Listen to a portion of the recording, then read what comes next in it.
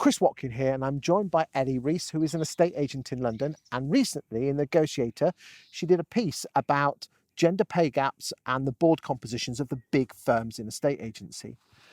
Ellie, thanks for joining me today. Thank you, Chris. In a second, I'm going to go through some quite startling numbers about the average pay gap, the bonus gap, and the makeup of boards.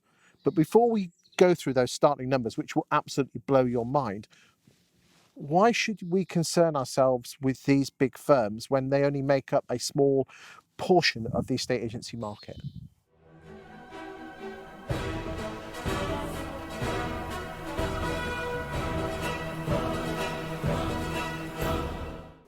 Do they make up only a small Well, portion we're of talking the about estate agency Savills, market? we're talking about Knight Frank, we're talking about Chestertons, Foxtons, Winkworths. You know, these are big names in the industry, but probably their total market share probably only equates to no more than 5-6% nationally. Well, they're big names in the industry. They're companies that shout incredibly loudly about their success and their listings and their numbers and their volume. And I think that what they do is they set a sort of tone, particularly for the public perception of what estate agents are like. Okay. And they are the big corporates. I mean, they have a responsibility. We look to them for the model to a certain extent. Of course, there are other options and other ways of doing it. But I think that it's so loud and they're so visible that we really need to call them out on these numbers, because they are absolutely shocking and they're irrefutable. And also they don't seem to be acknowledging that it's an issue. Okay, so let's just go through some of the headlines. And boys and girls in estate agency land, these numbers are certainly eyebrow raising. Savills Gender Pay Gap, 43%. Yeah. Bonus gap, 80%. Yeah. And their board is made up of 10 people, 7 men and 3 women, but all three women are non-execs. Yeah. So would you say a non-exec is just there for a token?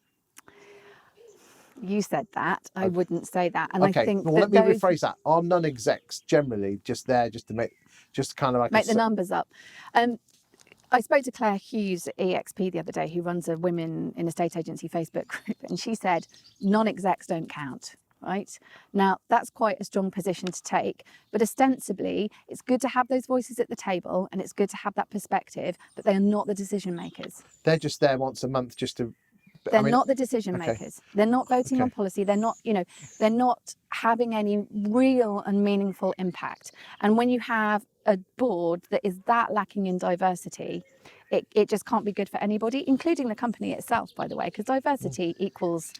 I used to work for a PLC and I know exactly what you mean with regard to the non-execs. I've been in plenty of meetings and it's the executives that actually do all the decision making. Let's go to someone else. KFH, the gender pay gap, more reasonable at 9.1%, but the bonus gap, 74%. And when you say bit more reasonable, that's still nearly 10%. And it's not even remotely reasonable. Better than Savills, though. Better than Savills, but I mean, better than really, really, absolutely, shockingly, terrifyingly awful. Okay, let's move on to Knight Frank. Gender pay gap 22.3%, but bonus gap 55%. What are the board composites of these ones? Okay, so I do know because I did the research. But okay, so Knight Frank, 8 people on the board, 6 men and 2 women, and the 2 women are both non-execs. There we are. There's a pattern forming. Okay, then. Purple Bricks, 7 people on the board, 2 women, both non-execs. Winkworth. Purple Bricks have a better gender pay gap, though, right? And like much, much, much better. Okay. Well, they all get paid the same there, don't they? So. Well, but it's also possibly because of the way in which, the workforce is structured. Let's look at Winkworth's. 5 people on the board, all men. And okay, remember Winkworth's is a franchise. It's a franchise. It doesn't have to report the gender pay gap. But what I think is, whilst the gender pay gap is mandatory to report on if you are 250 employees plus, I think that it shouldn't necessarily be an obligation. I think it's their responsibility to interrogate the gender inequality within their workforce anyway. Well, I'm going to give you a Winkworth quote. You know what they said when they were asked about their board of directors? They said they were happy and confident that it was well balanced. 5 men, no women.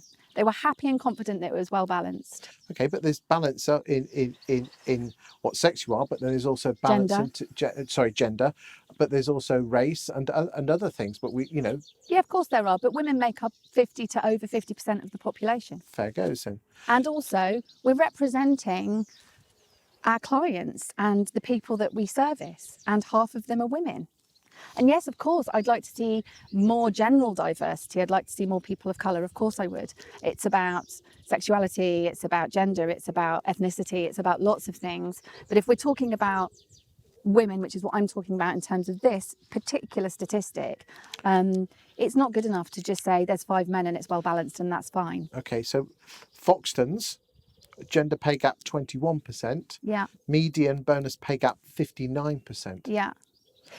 Do you know that Foxtons, interestingly, I think had the most positive retort, which was that they were quite engaged in addressing the issue. They're also the only one of all of these companies that I looked at who have done their gender pay gap report for 2021 early. They filed it early. Chestertons filed it late last time, which I think is interesting. Well, their gender pay gap 6%, but their bonus pay gap 78%. Huge. Huge. Okay, but honestly, is it their responsibility to, their responsibility has to be to their shareholders. They make a small percentage of the market share in terms of estate agents. Do you think there's some responsibility, you say, because they're in the spotlight to be more equitable? Absolutely. It's really simple. And also, it is better for business. Diversity and equality is better for business. You have a happier, healthier, more productive workforce. There's a term called groupthink, and it's about raising the collective intelligence of any one given group, okay? And there's endless data on this. What research shows is that the more diverse that group is, so the more different your team is, the more different skill sets you have, the more different perceptions you have, the more different insights you have, the more varying degrees of background you have, the more intelligent, pioneering, innovative your company will become, and therefore it will ultimately become more profitable. So are you of the opinion that what's holding these firms back is because they're full of probably white middle-aged males? That's potentially holding them back as estate agents? Potentially. I think that there's a real resistance to change. I've got an interesting stat for you. I think you might quite like it because it's about the organisation that we all love to hate. But one of the most successful, pioneering and profitable organisations in property is not an estate agent, is it? It's Rightmove. Mm-hmm. Huge monopoly, stranglehold, 50% board of directors, women. And they're executive, not no. Yeah, and I don't see that as, I don't see how that can possibly be a coincidence. What do these firms need to do? Is it intentional? Is it unintentional? I think often it's unintentional. And I think we talk a lot at the moment, don't we, about unconscious bias and these invisible prejudices within culture, particularly within a state agency. It seems to be very male. I think that what they can do is, so interestingly, this is policy, okay? So it's government policy, and I don't think that's going to happen anytime soon. But we have to look at things like maternity and paternity leave and pay and parental leave. And we're going to talk about motherhood and parenting, I think. We are in another video. But we can't really leave that out of the equation because it does look like there's a fallout at the point at which women may well have families. So that definitely needs to be looked at and addressed. But I think the other thing is we can look at having quotas. Germany brought in a 30% mandatory quota for women in terms of executive boards for their public limited companies. And I think that... When did that come in? Really recently, like within the past couple of months, 30%. Now, I don't think that will become government policy, but why don't we look at making that company policy for some of these companies? Why don't they really interrogate their diversity and inequality issues? So I think it's about kind of doing deep dives into the culture. let's explore that in the next Yeah, video. Thank you. okay.